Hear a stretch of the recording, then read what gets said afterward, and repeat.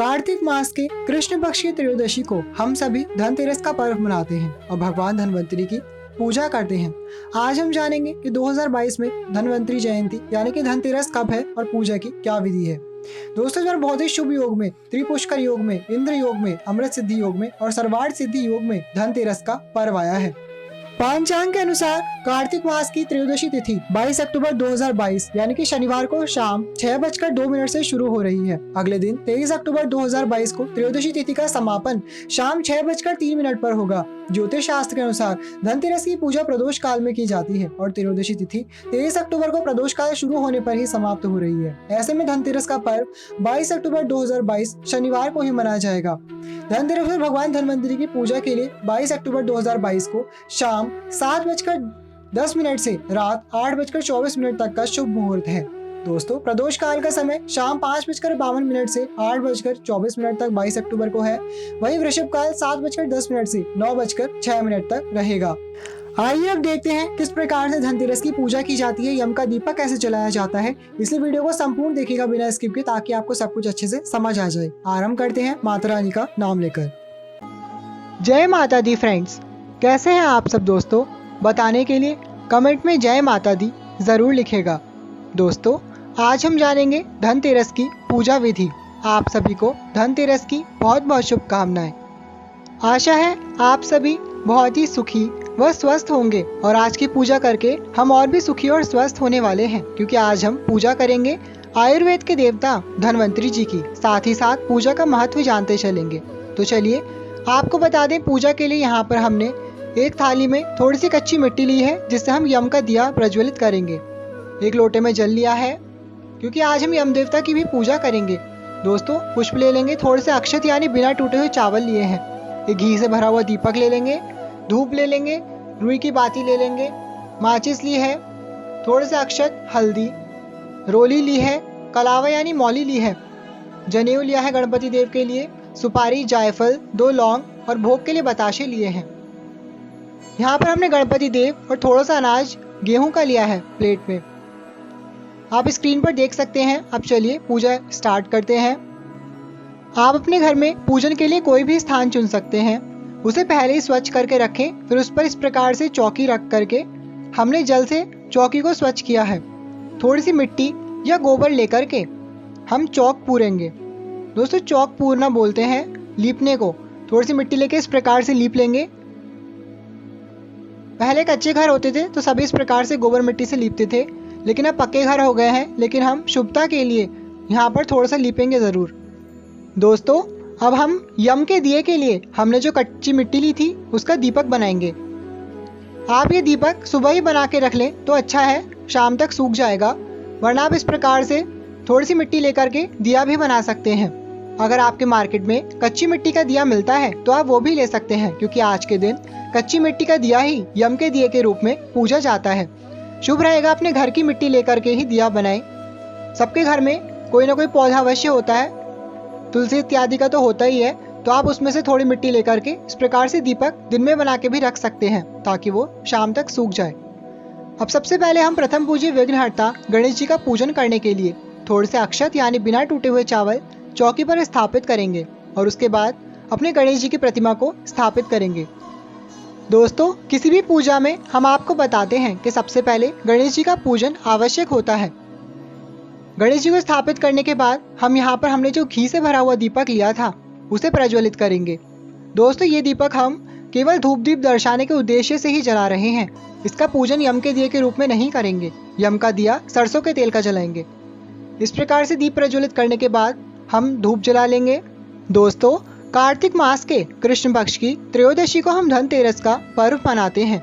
आपको बता दें कि ये जो भी हम पूजा करेंगे ये हम शाम को दिन छिपने के बाद ही करेंगे, तभी यम का दिया भी जलाया जाता है। ऐसी मान्यता है कि आज के दिन भगवान धनवंतरी, जो कि विष्णु भगवान के अवतार माने जाते हैं, समुद्र मंथन से अमृत का सोने का कलश लेकर के प्रकट हुए थे। इसलिए आज के दिन सोने चांदी के बर्तन खरीदने की परंपरा भी आती है। तो चलिए अब हम अपने गणपति देव का पूजन आरंभ करते हैं। रोली, सिंदूर इत्यादि से गणेश जी को इस प्रकार से तिलक करेंगे। उन्हें हल्दी चढ़ाएंगे। दोस्तों, अगर आप जानना चाहते हैं कि धनतेरस के दिन क्या खरीदें और क्या ना खरीदें, इसका वीडियो हम डिस्क्रिप्शन बॉक्स में लिंक में दे देंगे, आप उसे ज़रूर देख लीजिएगा। फिर गणेश जी को थोड़े से अक्षत अर्पित करें। दोस्तों, अगर आपके पास गणपति देव के वस्त्र इत्यादि रेडीमेड हैं आपकी मूर्ति के अकॉर्डिंग, तो आप वो वस्त्र पहनाएं, वरना थोड़ा सा मौली लेकर के उससे वस्त्र का भाव करते हुए पहना सकते हैं। और गणेश जी को सफेद रंग का जनेऊ अवश्य अर्पित करें। जनेऊ मार्केट में भी मिल जाता है, या फिर आप कच्चा सूत लेकर के उसे 7 बार लपेट कर जनेऊ बना करके गणेश जी को पहनाएं। और फिर हमने यहाँ पर देखिए मौली से वस्त्र का भाव करते हुए गणेश जी को वस्त्र पहनाया है। दोस्तों, अगर आपके पास गणेश जी की प्रतिमा नहीं है तो आप इस प्रकार से एक सुपारी लेकर उस पर मौली यानी कलावा लपेटकर गणपति देव का भाव भी कर सकते हैं। जितने भी पुरुष देवता होते हैं उन सभी को हम सुपारी पर मौली लपेट करके उनका पूजन कर सकते हैं, जैसे हम अभी धन्वंतरी जी का और भगवान कुबेर का करेंगे। इस प्रकार से हम गणेश जी को अपने जो दूसरे बनाए हैं उन्हें भी स्थापित कर लेंगे। आपको ये करने की नीड नहीं है, लेकिन हमने आपको बता दिया है दोनों तरीके से। आपके पास यदि प्रतिमा है तो आप उनका पूजन करें, या फिर इस प्रकार से बना के इन गणेश जी का पूजन करें। इनका भी हमने रोली मौली इत्यादि से पूजन किया है। फिर हम गणेश जी को पुष्प अर्पित करेंगे, और पुष्प अर्पित करने के बाद गणेश जी की सबसे प्रिय वस्तु जो कि दुर्वा घास है, दुर्वा घास चढ़ाएंगे। दोस्तों, अगर आपके पास भोग के लिए कोई मिठाई इत्यादि आपने बनाई है तो उसका भोग भी लगा सकते हैं, वरना आप सिंपल पूजा करना चाहते हैं तो बताशे का भोग लगाएं, या फिर आप शक्कर इत्यादि से भी भोग लगा सकते हैं। पूजन करते हुए बोले ओम गंगणपते नमः, ओम गंगणपते नमः, या फिर सिंपल गणेश जी की जय हो। इस प्रकार से पूजन करने के बाद हम गणेश जी को पान यानी तांबुल चढ़ाएंगे। बोलेंगे तांबुल समर्पयामि, इस पर सुपारी, लौंग और जायफल रख करके हमने पान अर्पित किया है। ओम वक्रतुंड महाकाय सूर्यकोटि समप्रभा निर्विघ्नं कुरु मे देव सर्व कार्येषु सर्वदा। आप चाहे तो इस मंत्र का प्रयोग करके भी पूजा कर सकते हैं। फिर गणपति देव को धूप दीप दर्शा करके हमने गणेश जी की पंचोपचार पूजा कंप्लीट कर ली है। फिर गणेश जी से हाथ जोड़ करके प्रार्थना करें और उनका आवाहन करें कि वह हमारी पूजा स्वीकार करें, निर्विघ्न पूर्वक हमारे जीवन की सभी कठिनाइयों को दूर करें और हमारी पूजा को सफल बनाएं। दोस्तों, देखिए आप पास से देख सकते हैं हमने गणेश जी का पूजन कर लिया है। अब बारी है भगवान धन्वंतरी की, जिनका आज धनतेरस के दिन जन्मदिन मनाया जाता है। ये देवताओं के चिकित्सक और वैद्य माने जाते हैं, औषधि और आयुर्वेद के जनक हैं, इसलिए आज के दिन हम इनका पूजन अवश्य करते हैं। इस प्रकार से मैंने यहाँ पर एक सिकोरे में थोड़े से अक्षत लेकर के उस पर मौली के धन्वंतरी जी बना करके उन्हें स्थापित किया है। अब उनका भी हम रोली इत्यादि से तिलक करेंगे और उनका पूजन करेंगे। दोस्तों, आपने कथा सुनी होगी कि अमृत की प्राप्ति के लिए देवताओं और असुरों ने साथ मिलकर के अमृत मंथन किया था, जिसके फलस्वरूप भगवान विष्णु ने धन्वंतरी जी का अवतार लेकर के समुद्र मंथन से प्रकट हुए, और उनके हाथ में एक सोने का कलश था जिसमें अमृत भरा हुआ था।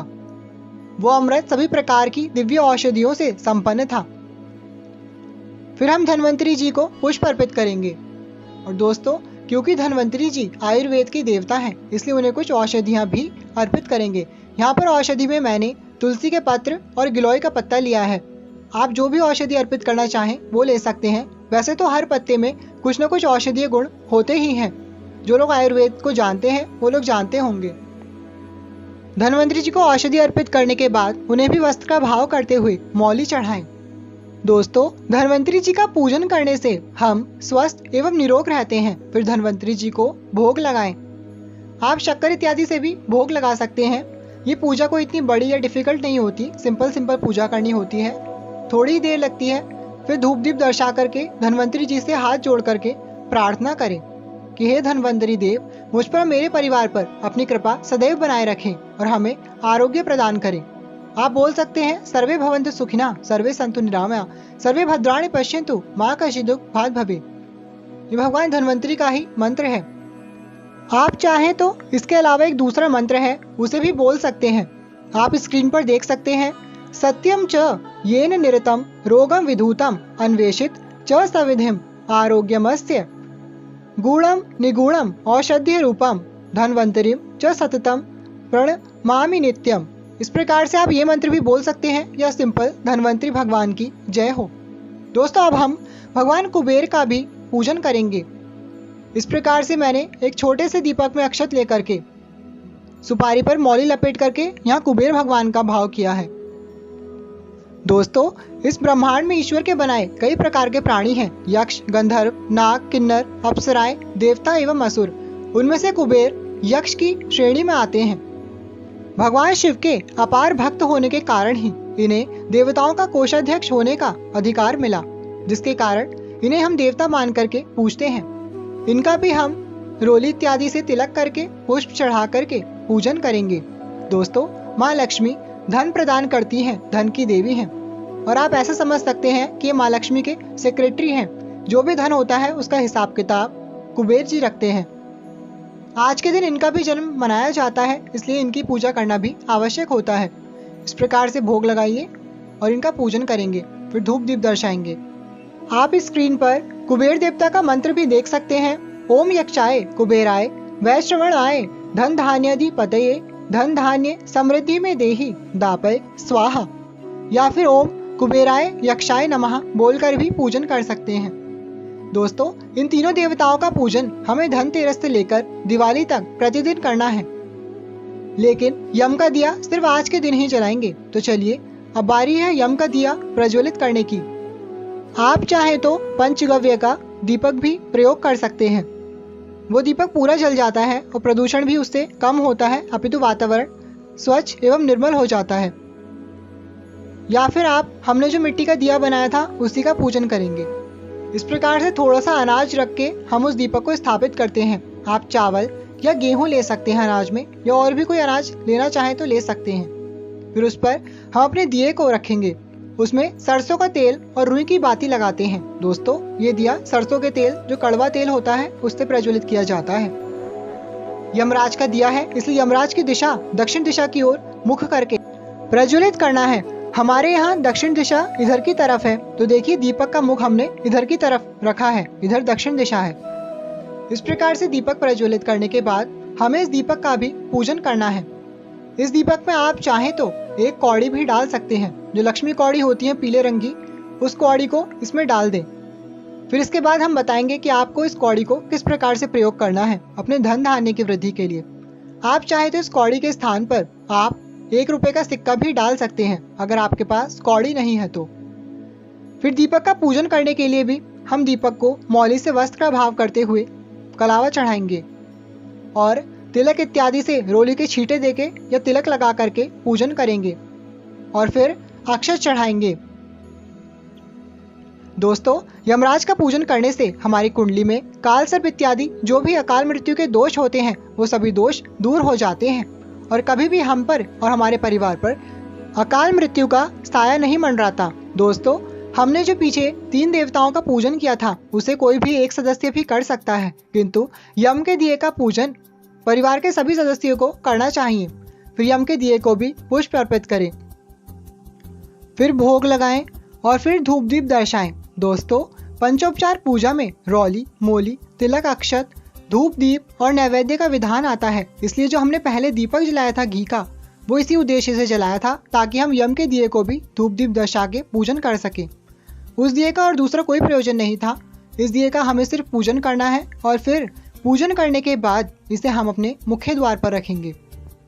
दोस्तों आप स्क्रीन पर मंत्र देख सकते हैं। आप यमराज के इस मंत्र को भी बोल सकते हैं। मृत्युना पाशहस्तेन कालेन भार्यया सह त्रयोदश्याम दीपदानात् सूर्यजः प्रिय तामिति ओम यमाय नमः, या फिर सिंपल ओम यमाय नमः बोलकर भी यमराज का इस प्रकार से आप पूजन कर सकते हैं। दोस्तों ये हमारा पूजन हो गया है। इसे करने के बाद आप क्षमा प्रार्थना करें और आपको बता दें कि पूजन करने के बाद आपको आज के दिन माँ लक्ष्मी के आगे भी एक घी का दीपक अवश्य जलाना चाहिए।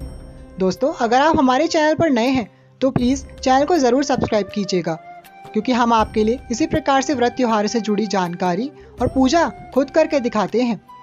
तो देखिए अब इसके बाद यहाँ पर हमने जो प्लेट पे अनाज लिया था, हमने आपको स्टार्टिंग में दिखाया था, गेहूँ लिया यहाँ पर, उसमें हम ये दीपक रख करके दक्षिण दिशा की ओर मुख करके अपने घर के मुख्य द्वार पर रख देंगे। ध्यान रहे दीपक को जब शांत हो रहा होगा तब आपको दर्शन नहीं करने हैं दीपक के। हमने इसमें जो गेहूं रखा है या जो भी अनाज रखेंगे वो हम बाद में किसी को भी दान कर देंगे। और दीपक जलने के बाद इसे घर में नहीं लाना बल्कि बाहर ही फेंक देना है। इसमें जो कौड़ी या सिक्का आपने रखा था उसे अपने धन के स्थान पर रखेंगे। ऐसा करने से भी माना जाता है माँ लक्ष्मी की कृपा बरसती है और सदैव अन्न धन के भंडार भरे रहते हैं। आज के दिन आपको 13 दीपक और जलाने चाहिए तेल के, और इन दीपकों को अपने घर के जितने भी मुख्य स्थान हैं जैसे कि मुख्य द्वार हो गया, रसोई घर हो गया, चूल्हे के पास, मंदिर में हो गया, आपका आंगन, छत, बालकनी और धन रखने का स्थान जहाँ पर आप पानी पीते हैं, पानी रखते हैं, नल इत्यादि, वहाँ पर और जितने भी मुख्य स्थान हैं अपने घर के वो 13 दीपक जरूर हर स्थान में जलाएं। इस प्रकार से करना भी अपने आप में एक महा उपाय होता है जिसे करने से आपके घर में अन्न धन के भंडार सदैव भरे रहते हैं। दोस्तों, ये जरूरी बातें अगर आपको अच्छी लगी हैं तो वीडियो को जरूर लाइक कीजिएगा। सबकी मदद करनी चाहिए, अच्छी बातें सबसे शेयर करें। आपको ये पूजन करने के बाद हमने बताया कि इन त्रिदेवों का आपको दिवाली तक पूजन करना है। उसके अगले दिन ही अपनी चौकी हटाएं, जो भी सामान है उसे हटाकर यथा स्थान रख दीजिए। दोस्तों, अपने परिवार को बढ़ता देख हमें बहुत प्रसन्नता होती है और प्रेरणा मिलती है। इसलिए अगर आप पहली बार हमारे चैनल पर आए हैं तो प्लीज सब्सक्राइब किए बिना बिल्कुल भी मत जाइएगा। आप सभी से हमारा निवेदन है कि माता रानी के इस प्यारे से परिवार का हिस्सा जरूर बने। आपका एक फ्री का सब्सक्राइब हमारे लिए बहुत मायने रखता है। अब मिलेंगे अगली वीडियो में। अगर आपके मन में पूजा से संबंधित कोई भी शंका या प्रश्न है तो कमेंट में हमसे निसंकोच पूछ लीजिएगा। दोस्तों, और भी ऐसे बहुत से उपाय हैं जिन्हें करके हम लक्ष्मी माता की कृपा प्राप्त कर सकते हैं और अपनी धन से संबंधित समस्याओं को दूर कर सकते हैं।